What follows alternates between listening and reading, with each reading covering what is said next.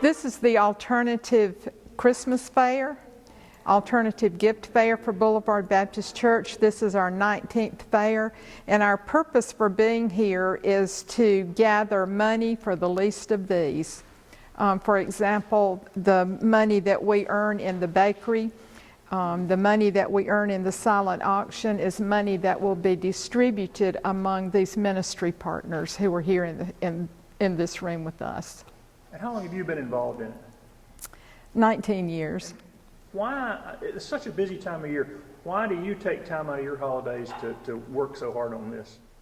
Because I believe that Jesus called us to be his disciples, and a part of that is showing love to others and showing love to the least of these. And this is a time of year that people enjoy coming to a place like this where they can participate in that. They can participate in sharing what they have, their resources, with the least of these in our community and other places as well. And have you gotten good feedback from the groups that come in and set up? Yes, we have. Yes, we have. We did very well yesterday in Rahab's Rope. They had good sales yesterday, and there were many donations to our ministry tables, and we had good sales in the bakery. So we're doing very well this year. So a lot of people here yesterday and a great atmosphere.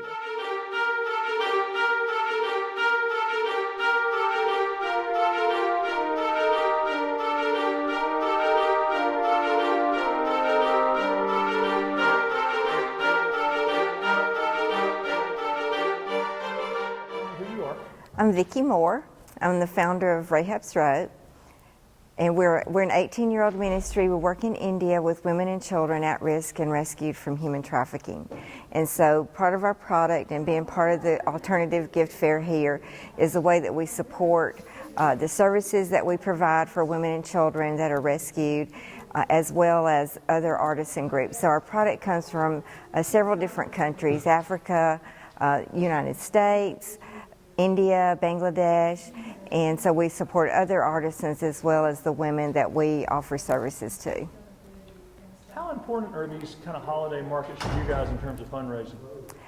It's very important for multiple reasons. It gives us an opportunity, it gives us a platform to be able to share our story and the work that we do, the services that we provide for women and children, and get people involved in that and volunteer throughout the year.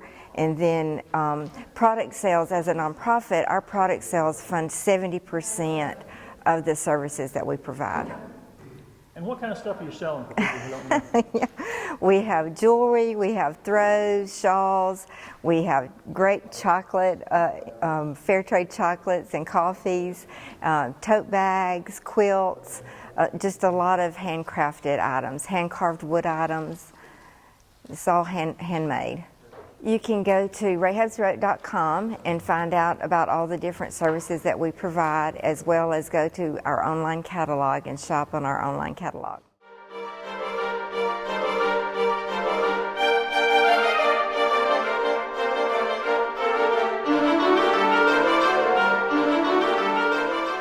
My name is Laura Capel. I am the Director of Development for the Champion Center for Special Children, and we are here participating in Boulevard Baptist Alternative Gift Fair. They're one of our partners of support, and we just enjoy being here every year to share about our work and get to know some of the other nonprofits in the area as well. Remind people what y'all's work is. We are a day center for children living with special needs, and we provide daily care, early education, and critical therapies all in one spot so their parents can work outside the home. And are y'all seeing a growing need for y'all's services? We are. We actually have a waiting list in every classroom right now. The great thing is disabilities, special needs are being identified earlier, so we are seeing an increase in requests for services. And Y'all just moved to a new location. Tell people about where y'all are and how they can get in touch with y'all. Yeah. We actually rebranded this summer with our new name, the Champion Center for Special Children, formerly known as DCEC. We just also relocated to the old South Fant Elementary School location at 1700 South Fant. They can also learn more about us at thechambioncenter.com. How many kids do y'all serve? At our peak, just before COVID, we had 75. We're right at about 50 right now when we're able to get fully staffed. Hopefully very soon we'll have the capacity to serve about double that. And do y'all have volunteers? Do y'all need volunteers? We Donations? love, Tell me what y'all need. yeah, we love volunteers, absolutely love volunteers. We can find something for just about anyone to do.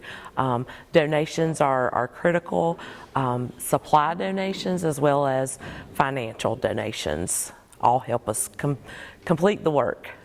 And they can find those supplies. Tell them where they can find them. Sure.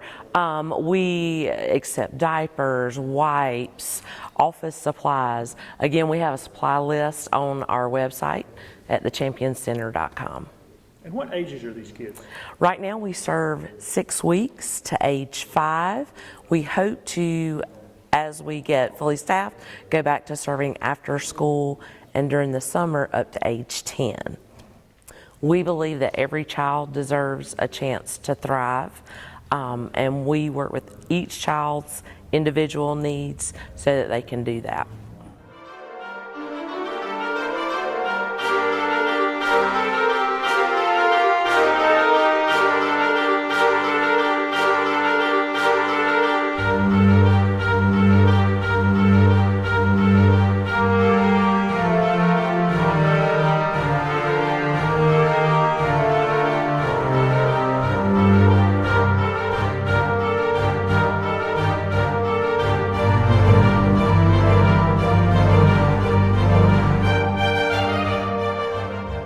We kind of have a small slice of the pie that we have become prone to help those that are dealing with life-dominating addictions, and we present a faith-based program for them, and they can stay with us for a day, a week, a month, all the way up to 365 days without charge, and get the gospel of Jesus Christ shared with them, and also the model of discipleship walked out with them for that period of time. And so we counted privilege. We had 37 people last year come to know Christ, and we've been able to disciple them one way or another, and many of them are still with us in our program being discipled. And then so this time of the year is difficult because of, as you can imagine, the jingle that comes around in our head, home for Christmas. It's difficult for many not to have a place during this time, and it tends to be a high time of addiction, especially with heartbreak and hopelessness. And so prayer is certainly there, that we would be attentive to those in those difficult times that people are going through during this time of the year. Even those that are with us in our program, it's just it's a tough time for those. And how can people in the community help Haven do what y'all do?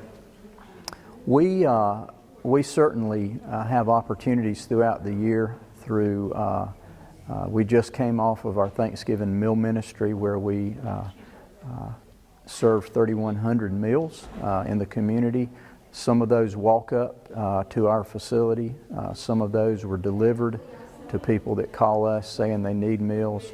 Some of those were partnering with churches and providing meals for them to serve their area, their sphere of influence, to people that need help during this time of the year. So we have food needs during this time of the year, and I guess as everybody, our grocery bill is going up, and it just takes more and more money to do the things that we have been doing, just like it is at our house. That happens when we're trying to serve people that don't have a house.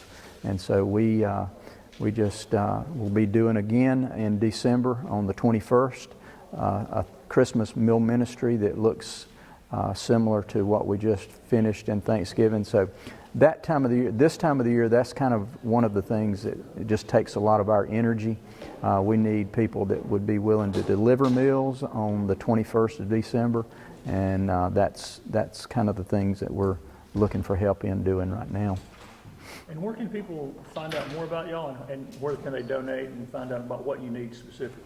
So our website is havenofrest.cc, and they can go online and get all the information if they want to find out about upcoming events, also ways that they can participate either financially or personally online there, and also have a list of ongoing needs that we have from day to day. You can imagine toiletry items, things that people that are in our program. And we have right now about 50 people in-house in our program, and we've got the capacity to have about 85 in our services on a day-to-day basis. So we're kind of making the comeback from the COVID days, and we're building back up our clientele. But on the website you can find a list that we need those items every single day, not just this time of the year. Okay, so I'm here representing the Cleo Bailey Experiment, which is a nonprofit that we run on the east side of downtown Anderson. We have the old Cleo Bailey Schoolhouse, and we are putting it back into service for the community. Our idea is to have a community enrichment center, and for now we have a large community garden on the back piece of the property in which we grow food for those in need, and we open up space for anyone who wants an available spot to garden. We raise the resources for them, give them the education should they need it, and give them a space to grow. And what specifically are you hoping that people who come out and talk to you here today will do to help you guys? Well, mostly what we're out here for is to spread the word about what we're doing, because the more people that know about what we're doing, the more engagement we get. And our goal is ultimately engagement, community engagement. Community is a big word there at Cleo Bailey. So we're trying to have the greater Anderson community tie into the localized Anderson community that we have around there. And we're trying to see if a community can help rebuild a community.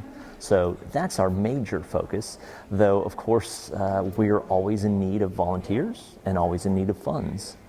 Just recently we spoke with a graphic designer, I'm sorry, not a graphic designer, but an individual that designs architecture, and he is reviewing the inside of our building so that we can start our process to rebuild. So that's a pretty exciting thing for us, and we will need to have a capital funding campaign to make that happen. So of course we're out here mentioning that as well. And remind people where they can find out all the things y'all are doing and keep up with your work. So cleobailey.org is our website. We've got information and links there talking to you about what we do and giving you an opportunity to donate should you want to, giving you an opportunity to give us some contact information so we can reach out to you. And that's really the best way to go about it.